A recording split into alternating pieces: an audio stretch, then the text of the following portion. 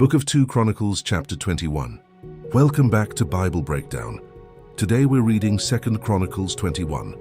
This chapter marks a major turning point in Judah's history. Jehoshaphat was a faithful king who sought the Lord, but his son Jehoram chose a very different path.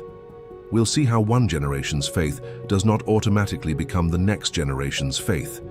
This chapter also reminds us that God keeps his promises, even when his people are unfaithful. After Jehoshaphat died, he was buried with his ancestors in the city of David.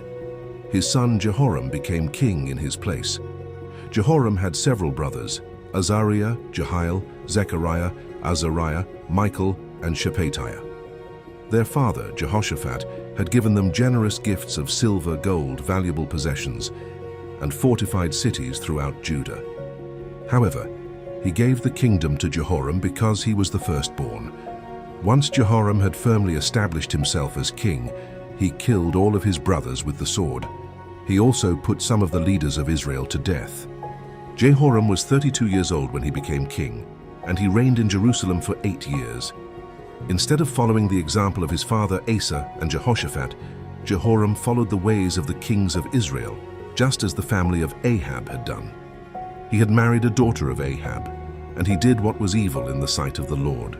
Even so, the Lord did not destroy the house of David because of the covenant he had made with David.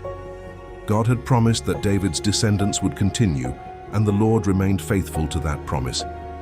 During Jehoram's reign, the nation of Edom rebelled against Judah and appointed its own king. Jehoram marched out with his commanders and chariots. During the night, he attacked the Edomites who had surrounded him and his chariot commanders. Even so, Edom successfully broke away from Judah's control and they remained independent. Around the same time, the city of Libnah also rebelled against Jehoram because he had abandoned the Lord, the God of his ancestors. Jehoram also built pagan high places in the hills of Judah. He led the people of Jerusalem into spiritual unfaithfulness and caused Judah to turn away from the Lord. Then Jehoram received a letter from the prophet Elijah. The message said that because Jehoram had not walked in the ways of his father Jehoshaphat or King Asa, but had followed the evil example of the kings of Israel and led Judah into idolatry, and because he had murdered his own brothers who were better men than he was, the Lord would bring severe judgment. The prophecy declared that the Lord would strike Jehoram's people, his children, his wives, and all of his possessions with a great disaster. It also said that Jehoram himself would suffer from a painful disease of the intestines that would grow worse until his intestines came out because of the illness. After this, the Lord stirred up the Philistines and the Arabs who lived near the Cushites against Jehoram.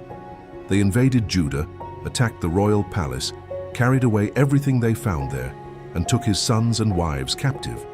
Only his youngest son, Ahaziah, was left. After these events, the Lord struck Jehoram with the painful intestinal disease that Elijah had foretold. The illness continued for 2 years. Finally, Jehoram died in terrible pain. The people did not light a great funeral fire in his honor, as they had done for his ancestors. Jehoram was 40 years old when he died after reigning for 8 years in Jerusalem. He departed with no one's regret. He was buried in the city of David, but not in the tombs of the kings. Lesson of the day. Today's chapter reminds us that our choices have real consequences. Jehoram inherited a godly kingdom, but instead of following the faithful example of those before him, he chose violence, idolatry, and rebellion against God. His decisions brought suffering not only on himself, but also on his family and his nation. At the same time, this chapter highlights God's faithfulness. Even while judging Jehoram's sin, the Lord did not destroy David's royal line because he keeps his promises. God's judgment is real, but so is his faithfulness. He always remains true to his word. If you're enjoying these Bible breakdowns and want to support what we're building, you can check out our merch at BibleBreakdownsDaily.com. It's just a small way to carry the message with you. I'll see you in the next chapter.